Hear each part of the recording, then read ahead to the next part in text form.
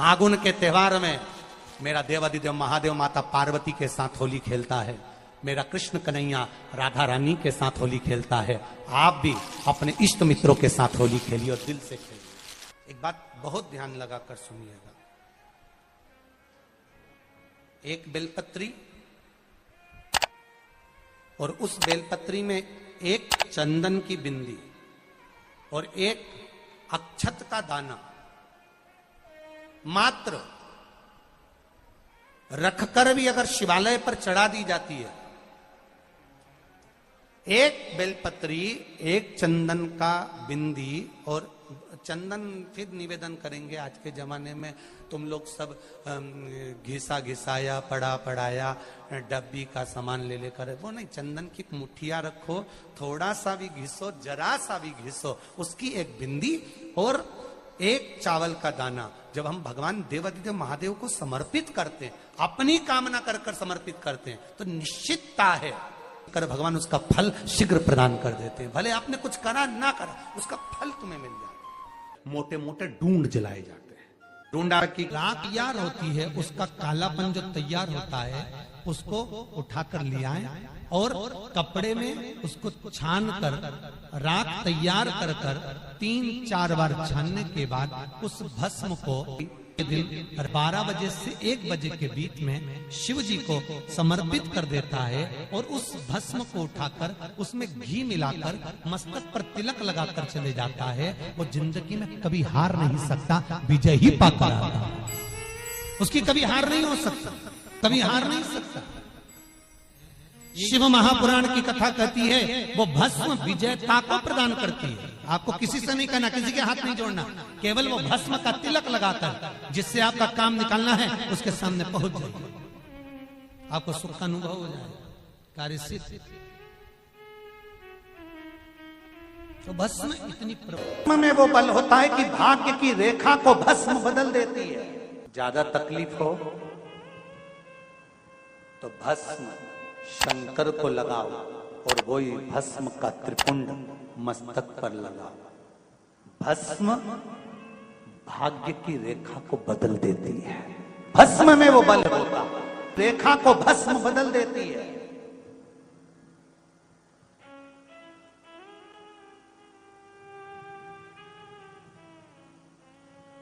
इसलिए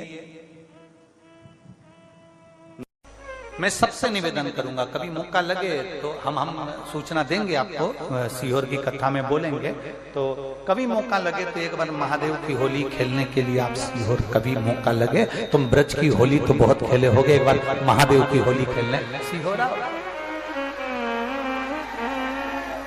हमारा कुबेरेश्वर बाबा भी होली खेलता है, ऐसा रंग में रंगता है कि वो फिर रंग कभी छूटता ही नहीं। एक ही दिन करते हैं वहां, बस एक तो कभी अपने स्वभाव को नहीं बदलना। हम भी उसमें रहते हैं, पूरी होली में आपके साथ में गुलाल खेलने के हम भी साथ तुम्हारे साथ साथ चलते हैं, क्योंकि हम 5 महादेव के साथ होली खेलने के लिए उस दिन निकलते हैं। 5 महादेव, उस दिन हमारा नियम रहता है 5 महादेव के मंदिर जाना है, उनके साथ रंग खेलकर आना। 5 महादेव के साथ जो रंग खेला वो जिंदगी में पंचम इंद्री हो, चाहे वो कर्म इंद्री हो, चाहे वो ज्ञान इंद्री हो, चाहे वो मन रूपी इंद्री हो, ये सब भगवान के रंग में रंगी रहे। इसलिए हम 5 महादेव के साथ होली खेलने के लिए उस दिन निकलते हैं। हमारे कभी आपको मौका लगे तो आप अंदाजा लगाना, जो सीहोर के आसपास के हो या आसपास रहते हो, और छुट्टी मिल जाए तुम्हें होली के समय पर, तो उस समय पर स्मरण करना, जिस दिन होली जलती उस दिन नहीं, उसके दूसरे दिन भी नहीं, उसके तीसरे दिन शिव तत्व सुबह हम जल्दी उस समय 9 बजे होली खेलने के लिए बाबा के साथ निकल गए। शिव तत्व अहम से, अहंकार से दूर हो जाओ। दिवाली तुमको थोड़ा सा अभिमान सिखा सकती है, रक्षाबंधन तुमको थोड़ा सा अभिमान सिखा सकती है, मकर संक्रांति तुमको थोड़ा सा अभिमान सिखा सकती है। कई माताएं मकर संक्रांति पर सामान बांटती है, कोई कहेगी मैंने चलनी बांटी, कोई के मैं बाल्टी बांटी, कोई के मैं डब्बा बांटी, मैंने तो ये बांटा, मैंने तो थोड़ा सा अहंकार सिखा सकती है मकर संक्रांति भी। रक्षाबंधन भी तुमको अहंकार सिखा सकती है, मैंने तो देखो चांदी की राखी बांधी, मैंने सोने की राखी बांधी, मेरे बहन ने साड़ी दी, मेरे भाई ने ये दिया, मेरे भाई ने, वो भी अहंकार सिखा सकती है। दीपावली भी अहंकार सिखा सकती है कि मेरे पर्दे इतने के लगाए, सोफा सेट इतने का लिया, बेडशीट इतने के लिए, मैंने घर में रंगोली ऐसी डाली, मैंने गुजिया पपड़िया ऐसा बनाया, वो भी अहंकार सिखा सकती है। सारे त्योहार अभिमान सिखा सकते हैं, केवल एक होली ऐसी होती है जो अहंकार से विहीन सिखा सकती है। मालूम नहीं पड़ता व्यक्ति की शान क्या, सत्ता क्या, शोहरत क्या, कौन हो तुम, वो रंग में डूबे हुए हो। बस शिव तत्व वही कहता है, इस महादेव के रंग में एक बार अगर डूब गए तो फिर तुम उस रंग में रंगने के बाद दूसरा रंग तुम पर चढ़ता नहीं है। क्या रही है निवेदन है, अगर किसी को कलर लगा रहे हो, रंग लगा रहे हो, या किसी को रंग में डुबो रहे हो, या किसी को रंग लगा रहे हो, तो हम जिसको रंग लगा रहे हैं इतना विचार जरूर करना कि इसके साथ जिंदगी में हम कभी अपना रंग बदलेंगे नहीं, इसको और गहरा करते चले। कलर लगाओ, खूब लगाओ, गुलाल लगाओ, खूब लगाओ, पर जिसको रंग लगा रहे हो उसमें एक प्रेम का रंग भी जोड़ो कि हम आखिरी तक ये रंग ना बदले, ये रंग ना बदले। समय बदलता रहेगा, जीवन बदलता रहेगा, पर आज के मनुष्य भी अपना रंग बदल। होली आ रही है, लगी नहीं रिया की होली जैसा है। दिवाली आती है तो लगता ही नहीं कि दिवाली जैसा है, राखी आती तो लगता ही नहीं राखी जैसा है। सारे त्योहार फीके हो गए गुरुजी। हमने कहा त्योहार फीके नहीं हुए, त्योहार का कलर फीका नहीं हुआ, त्योहार का रंग फीका नहीं हुआ है, बस त्योहार वही है, गुलाल वही है, मिठाई वही है, गुजिया पपड़िया वही है, खुरमे चकरी वही है, पपड़िया वही है, गुजिया वही है, इंसान वही है।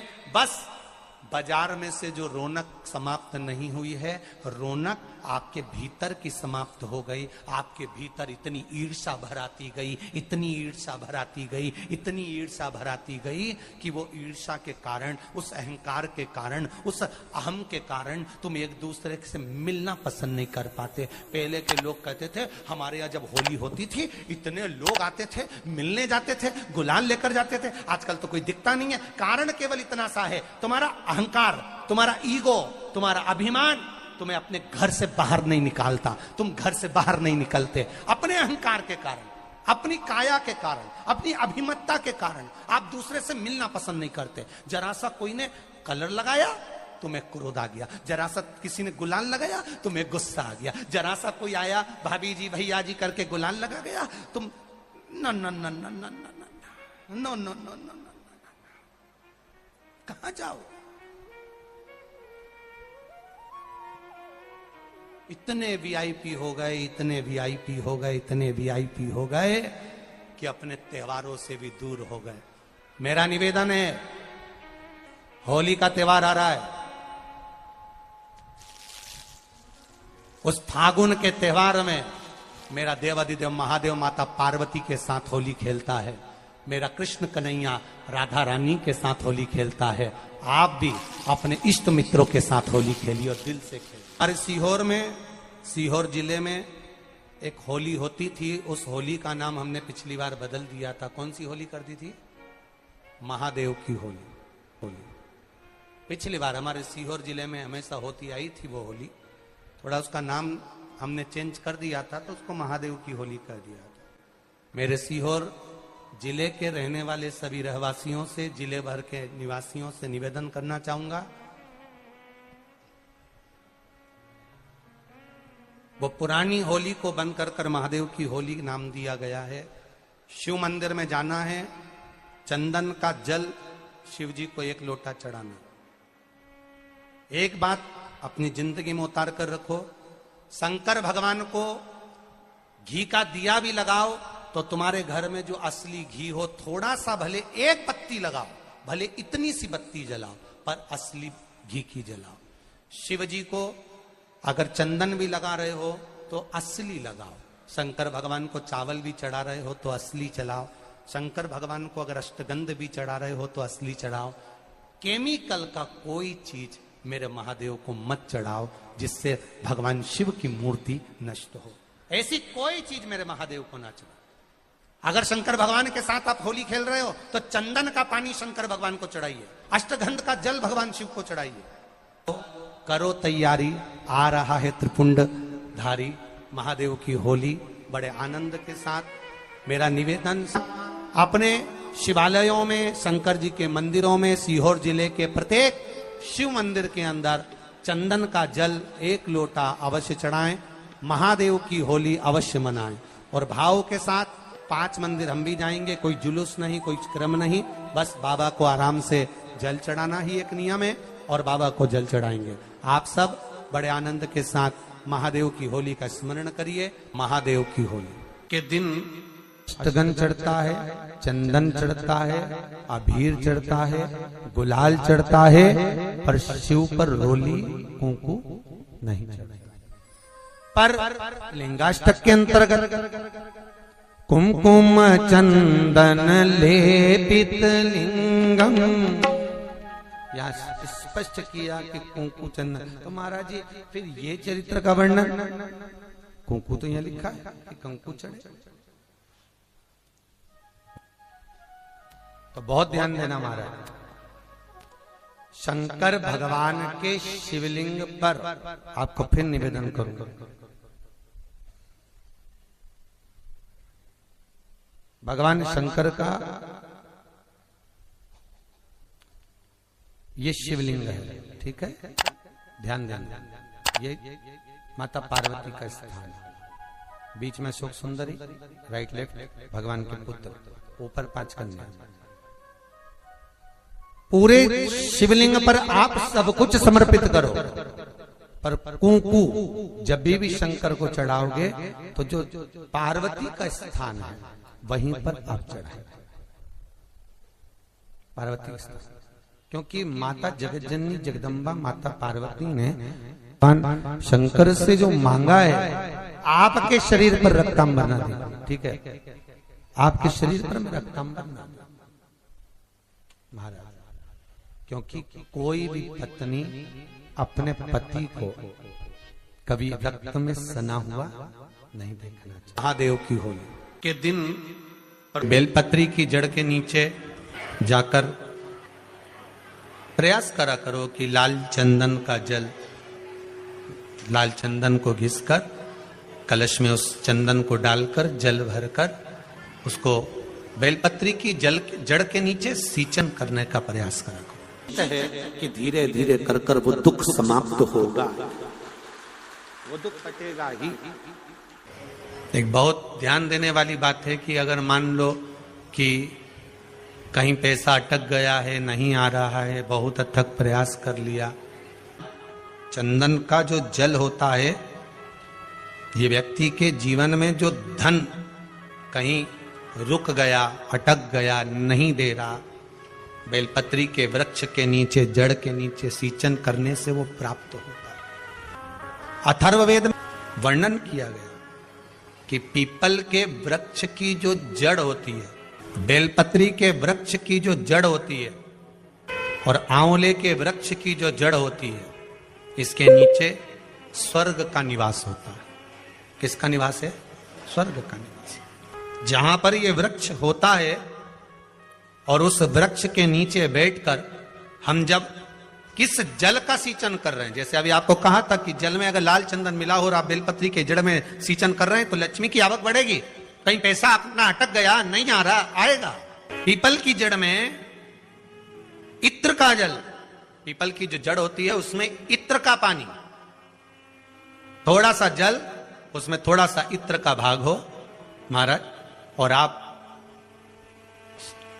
भगवान पीपल देव, पिपलेश्वर महादेव का स्मरण कर कर पीपल की जड़ में अगर जल चढ़ा रहे हैं और मान लो शरीर में कोई कष्ट हो गया है, शरीर में कोई रोग हो गया है, कोई मालूम पड़े ये हाथ 4 दिन से दुख रहा है या 4 दिन से ये नस दब गई है या ये कमर दब रही है, तो आप 2-4 दिन कर देखो। कलश के अंदर जल, जल में इत्र का थोड़ा सा भाग, पीपल की जड़ के नीचे आप उसका सींचन करिए पिपलेश्वर महादेव के नाम से।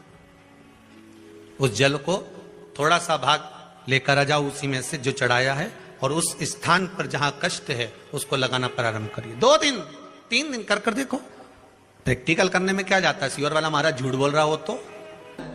कभी कभी अगर ऐसा लगे जीवन में कि दुख बहुत ज्यादा आ गया है, बहुत तकलीफ आ गई है, तो लाल चंदन को घिसकर उस लाल चंदन का लेपन भगवान शंकर पर कर कर फिर पानी चढ़ाओ। अगर कोई संकट भारी है और निकट रहा, जैसे किसी नारी का गर्भ नहीं ठहर रहा, 15 साल हो गए, 20 साल हो गए, 25 साल, जैसे इसने लिखा एक माता ने कि 18 साल की बेटी हो गई थी पर संतान में पुत्र नहीं, तो उसने भाव से कथा सुनी। ऐसे आपके भीतर अगर 20 साल हो गए, 25 साल हो गए, 30 साल हो गए, संतान का सुख ही नहीं है, लाल चंदन का लेपन बाबा भोलेनाथ पर करना प्रारंभ करो। पीठिका पर लाल चंदन का लेपन करना प्रारंभ करो। लाल चंदन से बाबा का श्रृंगार करना प्रारंभ करो। एक बेलपत्री पर लाल चंदन, दोनों पत्ती नीचे वाली, जो नीचे की जो 2 पत्ती होती है इस पे लाल चंदन, और बीच वाली पत्ती पर पीला चंदन लगाकर बाबा के शिवलिंग को समर्पित करिए। बाबा से प्रार्थना करिए, रोज प्रार्थना करो। परंतु एक बात का स्मरण रहे, 25 साल हो गए, 20 साल हो गए, 30 साल हो गए, संतान नहीं, तो पहले जल से अभिषेक कराना, अभिषेक कराकर उस जल का आचमन करने के बाद हाथ को खासा करना, धोना, उसके बाद में फिर वापिस बाबा का स्नान कराओ, फिर चंदन का लेपन कराओ, फिर 1 लोटा जल चढ़ाकर बाबा का स्नान कराओ। बाबा का बड़ा सुंदर भाव से लाल चंदन से जो अभिषेक करता है, बाबा को लेपन कर कर फिर जल चढ़ समर्पित करता है, निश्चित है उसकी गोदी मेरा देव अधिदेव महादेव जरूर भरता है। ये निश्चितता है। हम तो बेटियों से भी कहते हैं, जिसका विवाह नहीं हो रहा हो, 25 साल, 30 साल, 27 साल, 28 साल, 32 साल, 40 साल हो गए हो, नहीं हो रहा हो बेटा बेटी का विवाह, उसे लाल चंदन का प्रयोग अशोक सुंदरी वाली जगह पर 7 बिंदी लाल चंदन की लगाकर 7 बेलपत्र 7 बिंदी पर रखिए, और महाराज अपनी कामना कर कर भगवान से आइए। बाबा देगा, करेगा, 3-4 महीने में विवाह पक्का करेगा। ये लाल चंदन की महत्वता है शिव तत्व। रोग बढ़ गया, बेलपत्री के वृक्ष के नीचे दीप लगाना प्रारंभ करो। बाबा से विनती कर कर घी का दिया लगाइए बेलपत्र वृक्ष के नीचे, बाबा से निवेदन करें, रोग निवारण होगा। एक लाल चंदन होता है, एक पीला चंदन होता है, 2 तरह का चंदन होता है। जैसे अगर हफ्ते में 1 बार, कितने समय में, जम के बोलो जरा, हफ्ते में 1 बार प्रयास करा करो कि लाल चंदन का पानी हम शिव जी को समर्पित करें। और लाल चंदन का पानी अगर शंकर जी को समर्पित कर रहे हो तो शिव मंदिर में चढ़ाने के बाद में थोड़ा सा पानी बचा हुआ किसी बेलपत्री के वृक्ष के नीचे समर्पित करें। किसी भी बेलपत्र के वृक्ष के नीचे लाल चंदन का पानी थोड़ा समर्पित करें। जैसे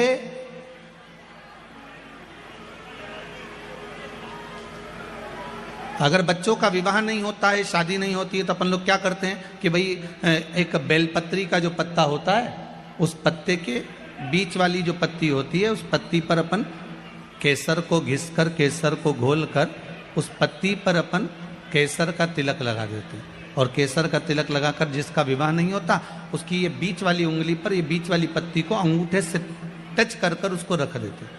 उसका नाम और गोत्र बोलकर उस पत्ती को शंकर भगवान पर किसी भी प्रदोष के दिन शिव जी को समर्पित कर देते हैं। बस इतना याद रखें कि इस पत्ती का जो मुख है वो जलाधारी की ओर होना चाहिए। जब हम चढ़ाएं उस समय पर केसर का तिलक लगाकर अंगूठे से उसको टच कर कर नाम गोत्र बोलकर, जिसका विवाह नहीं हो रहा है, शादी नहीं हो रही है, शिव जी को उसे चढ़ा दो किसी भी प्रदोष में। और किसी भी शिव मंदिर में आप उसको समर्पित कर सकते। किसी भी प्रदोष को किसी भी शिव मंदिर में आप समर्पित कर दीजिए। बाबा से निवेदन करिएगा, बाबा स्वीकार करेगा, और विश्वास है कि 3 महीने में बाबा उसका विवाह पक्का कर ही देगा। ये पक्का है। शिव स्मरण करना। भगवान देवाधिदेव महादेव की कथा कह रही है, शंकर का चरित्र कर रहा है, मेरे शिव का अनुमोदन कर रहा है कि शिव महापुराण विश्वास को जागृत करती है।